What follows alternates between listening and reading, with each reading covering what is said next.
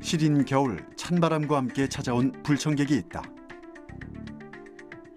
바로 하늘을 뿌옇게 뒤덮은 미세먼지다. 미세먼지의 위협에서 벗어나기 위해 많은 노력들이 이루어지는 가운데 일상에서 실천할 수 있는 행동 요령들이 주목받고 있다. 이러한 행동 요령을 잘 지키기만 하더라도 미세먼지로 인한 노출을 많이 줄일 수가 있고, 우리가 일상에서 무심코 발생시키는 미세먼지는 지역 주민들의 건강에 직접적인 영향을 끼치기에 더욱 적극적인 관리가 필요하다. 작은 실천으로 미세먼지를 줄이고 나와 내 가족의 건강을 지키는 방법을 살펴본다.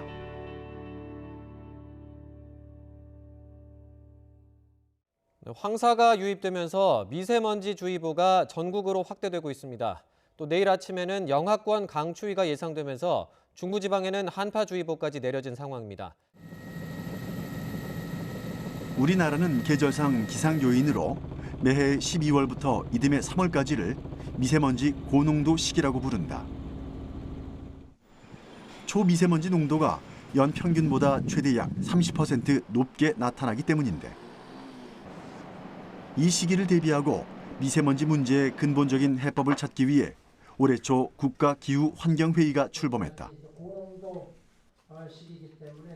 반기문 위원장을 중심으로 각 분야를 대표하는 전문위원들이 합류했고, 6월부터는 성별, 연령별, 지역별 대표성을 가진 뜻있는 시민들이 국민정책참여단으로 구성되면서 당장 실천 가능한 미세먼지 대책들이 만들어졌다. 국민정책 제안은 산업부문, 발전부문, 수송부문, 생활부문, 예보 강화와 건강보호, 그리고 국제협력과 국민행동실천 권고, 이렇게 총 8가지로 이루어져 있다. 정부는 2022년까지 국내 미세먼지 배출량을 30% 줄인다는 목표를 세웠습니다. 하지만 정부 기관이 단독으로 노력한다고 해서 이 목표를 달성할 수는 없을 것입니다. 세대와 지역, 이념, 피해자, 가해자를 떠나서 저부터 진지한 책임의식을 가지겠습니다. 이런 국민들의 고민을 해결하기 위해 지난 11월 11일 국가기후환경회의는 미세먼지와 국민 건강을 주제로 컨퍼런스를 개최했다. 미세먼지가 건강에 미치는 궁금증을 해소하기 위해 국민과 전문가가 직접 소통했고, 미세먼지로부터 건강을 지키기 위한 국민 참여 행동안이 발표됐다. 미세먼지는 1980년대까지만 해도 호흡기에 영향을 주는 걸로 알고 있었는데요. 2000년대 들어와서는 더 작은 먼지들이 신경계나 뇌까지 침투할 수 있다는 게 밝혀지고, 거기에 대한 뇌질환과 우울증 등의 연구들이 진행이 되고 있고요. 국가기후환경회의에서 이번에 단기간에 걸쳐서 우선 꼭 필요한 건강 관련 5가지, 그리고 실천 관련 5가지, 10가지의 행동 요령을 제시를 했습니다. 일상의 미세먼지를 줄이기 위해서는 차량 이부제와 친환경 운전 습관의 실천, 폐기물 배출량 줄이기, 겨울철 적정 실내 온도 유지하기, 그리고 불법 소각에 대한 적극적인 신고가 필요하다. 또 건강을 지키기 위해 실내 환기를 습관화하고 공기청정기나 환기구의 필터 점검을 권고하고 있다. 평소 손 씻기 등 위생을 철저히 하지만 외출 시 보건용 마스크를 바르게 착용하고 미세먼지가 나쁜 날은 격렬한 운동을 피하는 게 좋다. 미세먼지를 우리 사회에서 최대한 줄이는 노력을 한다 하더라도 당분간은 지속되는 상황을 우리가 대비하는 거죠. 그래서 국민 여러분들이 이러한 상황에서 어떻게 미세먼지로 인한 노출을 최대한으로 줄일 수 있을까 하는 행동 요령입니다. 국내에서 발생하는 미세먼지의 주범은 석탄 화력 발전소나 대형 사업장, 그리고 노후 경유차 등으로 꼽지만, 알고 보면 우리가 일상에서 발생시키는 미세먼지들이 많다. 그중 하나가 농촌 지역 영농 부산물 불법 소각이다. 겨울철이면 영농 부산물 처리 문제를 고민하는 농부들이 많다고 한다. 날씨가 추워지면서 불법 소각 신고 건수가 급증하고 있다는데, 불법 소각 감시 단속을 하고 있는 일산 동구청을 찾았다. 고농도 미세먼지 시기에 불법 소각 신고권은 얼마나 되는 걸까? 그리고 불법 소각의 감시와 단속은 어떻게 이루어지고 있을까? 저희 이제 구청 같은 경우는 저희가 예년의 기준하고 올해 기준을 봤을 때 한 이틀에 한 번꼴로 신고가 되고 있습니다. 그래서 연간 한 170여 건이 발생되고 있습니다. 그래서 주로 이제 발생되는 시점을 분석해 봤더니 그 봄하고 지금 같은 겨울철, 그러니까 11월에서부터 2월 달까지가 전체 발생량 중에 한 70%를 차지합니다. 그래서 저희가 각별히 관심을 두고 동절기이기 때문에 또 신경 써가지고 지도 점검이나 단속을 하고 있습니다. 불법 소각 감시 활동에 동행해 직접 현장을 살펴보기로 했다. 불법 소각을 하지 마시다. 신원 노출을 최소화한 단속 단원들은 수시로 현장 점검을 나간다는데 지금 어떤 상황인가요? 지금은 영농부산물을 노천에서 소각하는 것으로 의심이 되는 지역을 좀 점검차 현장에 나가보고 있습니다. 특히 추수가 끝난 농촌에서 생활 및 농촌 폐기물을 불에 태워 처리하는 경우가 많다. 이날도 현장에서 한 건이 포착됐다. 제가 현장에 들어가 봐야 돼요. 혹시 우리 집이 터진 거예요? 언제 말르면은 저거 있잖아요. 꽃두대 끈 같은 거 있잖아요. 그런 것도 다 분리해서 근데 꽃두대를 태우면 안 되는데 정치우시려면은 그거 다 분리하셔야 돼요, 사장님. 여기 보시면 순수한 꽃들만 태운 게 아니잖아요, 그렇죠? 저 그저 끈 같은 거나 다 분리를 하셔야 돼요. 요 섞인 것 때문에 얘기 말씀드리는 게 아니라 근데 이게 안 섞이더라도 여기서 태우시는 건 안 돼요. 뭘 태우셔도 안 돼요. 이거 있잖아, 하시려면은 파쇄기로 가르셔야 되는 거예요.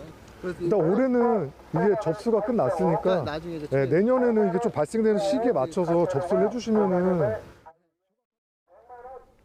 농촌에서 이루어지는 불법 소각은 농민들이 쓰레기 처리법을 몰라서 이루어지는 경우가 많다. 그러니까 저희가 그 영농 부산물이 발생하는 시기에 그 영농가의 그 농사를 지으시는 분들의 좀 부담을 좀 덜어드리고자 시 차원에서도 그 무상으로 그 깻단이라든가 고추대라든가 뭐 기타 영농 부산물들에 대해서 저희가 무상으로 파쇄 지원 사업을 실시를 하고 있습니다. 그 파쇄 지원 사업을 하는 가장 큰 취지가 아까도 말씀하셨던 것처럼 소각을 근절을 하고 소각 대신에 퇴비화를 해서 다시 그 자원이 땅으로 돌아갈 수 있게끔 하자는 취지에서 그런 다양한 사업들을 추진을 하고 있습니다. 국가기후환경회의에 따르면 2016년 기준 생활 부문의 미세먼지 배출량은 62,062톤이다. 그중 영농 관행이란 명목으로 행해지는 불법 소각 등 연소로 인한 배출량은 14,971톤으로 약 23.8%를 차지하고 있다. 불법 소각으로 배출되는 미세먼지는 거주 주민들에게 직접적인 피해를 줄 수 있기에 더욱 조심할 필요가 있다. 불법 소각이라는 것은 아시겠지만 지금 미세먼지가 그 정부 차원만 가지고 사회적인 차원이 아니고 범세계적인 차원으로 좀 번졌습니다, 지금요. 주거 공간에서 만약 인근에 그랬을 때는 생활의 피해가 엄청 심하기 때문에 이런 거를 갖다가 바로잡기 위해서 나 하나로 해서 불특정 다수 시민들이 불편하고 겪고 애로사항을 고충을 얻는다면은 이건 분명히 단속해야 되는 상황이라고 봅니다. 그래서 단속이 능사가는 아니고 주민 여러분께서는 항상 요 보시고 이게 그만큼 피해가 심각하고 국가적인 문제, 세계 문제고 내 생명하고 직결되는 문제니까 불법 소각은 제발 안 해주셨으면 감사하겠습니다.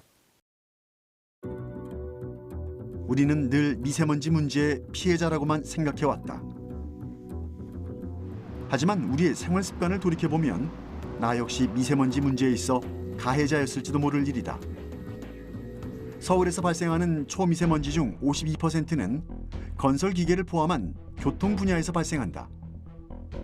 자동차에서 나오는 배기가스, 자동차가 차도와 마찰하며 발생하는 먼지들, 그리고 냉난방이나 예열을 목적으로 습관적으로 행하는 공회전은 미세먼지를 악화시키는 원인이 된다. 환경부 조사에 따르면 수도권 차량 한 대가 30km 구간을 운행할 경우 평균 공회전 시간은 22분에 달했다. 이는 평균 운행 시간인 84분의 27%에 해당한다. 일반 승용차 한 대가 하루 5분만 공회전을 줄여도 연간 초미세먼지 2.1g, 이산화탄소 30.95kg을 줄일 수 있다. 약 300만 대를 기준으로 환산하면 전체 절감량은 초미세먼지 6.4톤, 이산화탄소 9만 3천 톤에 이른다. 무엇보다도 이제까지 우리가 아무렇지도 않게 해왔던 행동들이 있잖아요. 뭐 큰 차를 타고 다니고 속도를 빨리 내서 내가 즐기고 또 내 용모를 빨리 본다. 나한테는 좋지만 그만큼 내가 기름을 더 많이 쓰고 온실가스하고 미세먼지를 더 내잖아요. 근데 그건 누가 마시냐? 바로 나의 가족들, 친구들이 마시지 않습니까? 이제 우리가 이 먼지를 일으키고 또 미세먼지를 더 많이 뿜어내는 이제까지의 이런 생활 방식을 이제는 바꿀 때가 됐다. 자동차로 인해 발생되는 미세먼지를 저감시키기 위해서 한국자동차 환경협회에서는 친환경 운전법을 권고하고 있는데 오래전에 만들어졌지만 최근 더 주목받고 있다. 네, 2008년에 만들어졌는데요. 당초에는 온실가스 저감을 하기 위한 국민 실천 방법을 홍보하기 위해서 만들어졌습니다.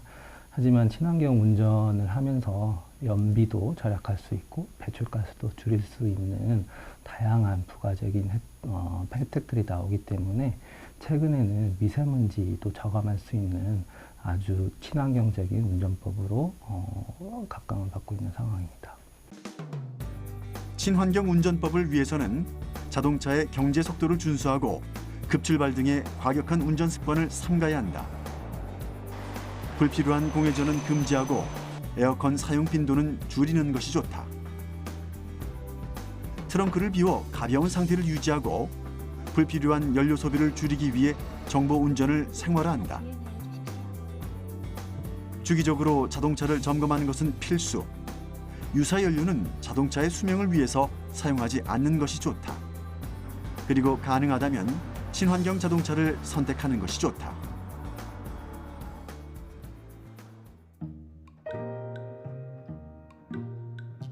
실제로 전국의 많은 지자체에서는 미세먼지 저감을 위해 친환경 운전 습관 캠페인을 벌이며 시민들에게 좋은 반응을 얻고 있다.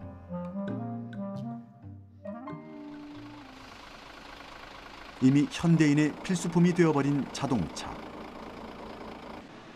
하지만 차량 이부제를 실천하고 대중교통을 적극적으로 이용한다면 우리는 지금보다 좀 더 쾌적한 환경에서 숨 쉴 수 있을지도 모른다.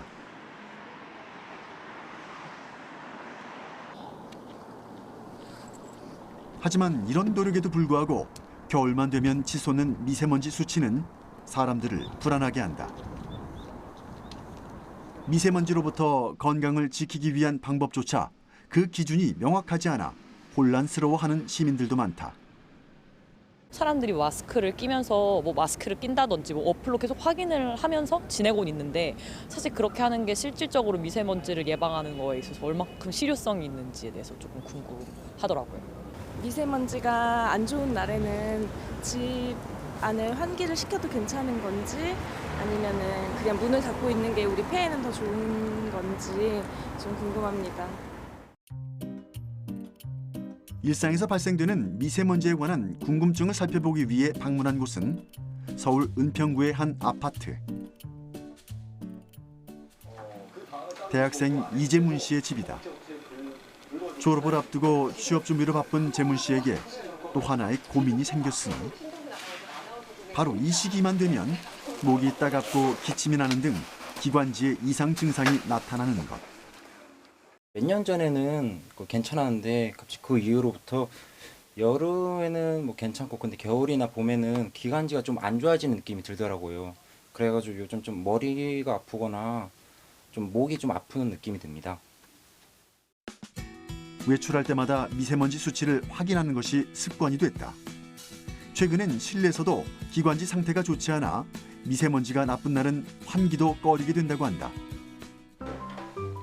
실내 미세먼지 수치 변화를 살펴보기 위해 업체에 의뢰해 실내 공기를 측정해 보았다. 실내 공기 측정기는 미세먼지 수치뿐 아니라 온도, 습도, 소음, 이산화탄소, 휘발성 유기화합물 등 공기질과 관련된 6가지 요소를 측정하게 되는데 과연 집 내부의 공기질은 어떨까? 지금 현재 이 집 상태는 이제 환경부 기준으로 뭐 하셔도 이제 48 미세먼지 48 그리고 초미세먼지 21로 보통 정도 상태입니다. 네. 공기질이 보통인 상태에서 간단한 집안일을 했을 때 미세먼지 농도에 어떤 변화가 있는지 확인해 보기로 했다. 평소 집에서 자주 요리를 한다는 이재문 씨. 냉장고에 남아있던 양파와 삼겹살을 구워 점심을 준비하려 한다. 프라이팬에 굽기만 하면 한 끼가 해결되기 때문에 평소 자주 먹는 메뉴란다. 삼겹살이 익기 시작하면서 고소한 냄새가 온 집안으로 퍼지기 시작했다.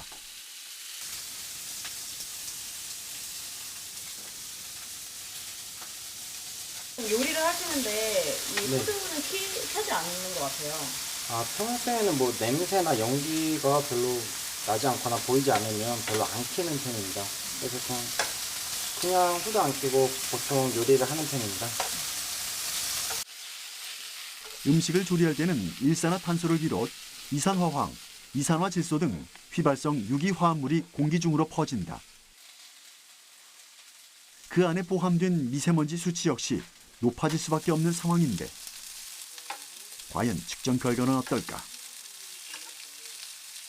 아까보다 상당히 많이 올라갔습니다. 이제 그 요리하기 전만 해도 환경부 기준으로도 보통 정도의 수치였는데 요리한 뒤에는 이제 미세먼지의 경우에는 1356까지 올라갔고 초미세먼지 같은 경우에는 603까지 지금 올라갔습니다. 지금은 아주 나쁜 상태입니다. 요리를 하기 전에 후드의 버튼을 누르는 간단한 생활 습관만으로도 실내 미세먼지 수치를 낮출 수 있다. 청소기를 돌릴 때도 각별한 주의가 필요하다. 오히려 실내 미세먼지 수치를 높일 수 있기 때문이다. 일반적인 청소기를 돌렸을 때는 이제 큰 먼지는 해결할 수 있지만 바닥에 깔려 있는 그 초미세먼지 같은 경우에는 오히려 이제 공기 중으로 부유해서 실내 공기질을 나쁘게 할 수 있습니다. 요리 후 그리고 청소기를 돌리기 전에는 창문을 열어 환기를 시키는 것을 습관화할 필요가 있다. 미세먼지가 좋음이나 보통 날에는 좀 더 환기를 많이 해야 됩니다. 그래서 하루에 한 3번 정도 30분씩 이렇게 해야 되고 설사 미세먼지가 나쁜 날이라도 환기는 반드시 해야 됩니다. 그래서 조금 짧게 한 10분 정도씩 그렇게 하루에 3번 해야 되고요. 특히 집에서 조리를 한다거나 실내에서 어떤 오염원이 있는 경우에는 조금 더 적극적으로 환기를 해야 됩니다. 또 공기청정기나 환기 시스템의 필터는 미리미리 점검해 두는 것이 좋다. 재문 씨는 이번 실내 공기 측정을 통해 미세먼지에 대한 생각이 바뀌었다고 한다. 원래 저는 실내에서만 신경을 썼거든요. 날씨를 확인하고 미세먼지를 확인하고 오늘은 마스크를 써야겠다 이렇게 생각을 했었는데 실내에서도 방심하면 안 겠다라고 생각을 했습니다. 그러므로 시민들도 같이 만약에 요리를 한다면 미세먼지를 고려해가지고 환기를 시키거나 후드를 켜거나 해가지고 방안을 마련했으면 좋겠습니다. 재문 씨가 집안에서 생활하는 동안 공기 중 미세먼지의 수치는 크고 작은 변화가 있었다. 다행스러운 점은 실내 미세먼지는 우리의 생활 습관을 바꾸는 것만으로도 충분히 저감시킬 수 있다는 사실이다.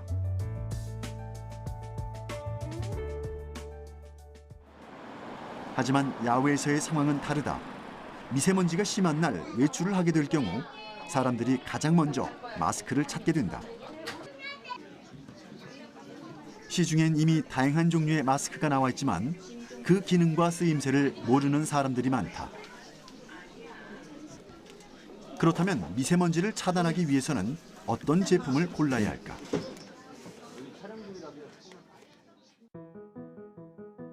보건용 마스크를 연구하고 제조하는 업체를 찾아 마스크에 대한 궁금증을 풀어보기로 했다.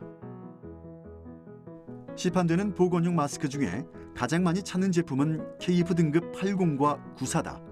이 둘은 어떤 차이가 있을까? 필터를 구성하고 있는 원단 자체가 실이 많다고 보시면 될 것 같아요. 근데 KF80 같은 경우는 KF94보다 실이 좀 적다고 보시면 될 거거든요. 그래서 효율은 조금 떨어지긴 하지만 사람들이 착용하고 호흡하는데 좀 더 원활하게 쉽게 호흡을 할 수 있는 그런 좋은 장점을 가지고 있죠. 마스크의 기능을 결정하는 중요한 요인 중에 하나는 바로 누설율이다. 누설율은 마스크와 얼굴 사이로 바깥 공기가 새어 들어오는 비율인데 올바른 마스크 착용법을 익혀야 이 누설율을 줄일 수 있다. 미세먼지를 완벽하게 차단하기 위한 마스크 착용법을 살펴봤다. 그래서 먼저 마스크가 제대로 모양이 살도록 입체적으로 모양을 세워준 다음에 이렇게 모양이 세워졌습니다. 이렇게 보시면은 내부 공간이 이렇게 구성이 돼요. 이 내부 공간이 얼마나 많냐에 따라서 그 호흡하는데 훨씬 더 편하고 불편한 차이가 나타나거든요. 그래서 마스크를 이렇게 먼저 착용을 해주면 이렇게 귀걸이에 착용이 되어 있는데 먼저 착용을 하게 되시면 가장 누설이 많이 되는 부위가 코 부위입니다. 그래서 여기 코편이 들어가져 있는데 이렇게 눌러주시면 이쪽으로 바람이 새지 않게 밀착이 되게 되어 있고요. 그리고 동봉된 고리를 이용해 양쪽 끈을 머리 뒤쪽으로 연결시키면 마스크가 얼굴에 완전히 밀착된다.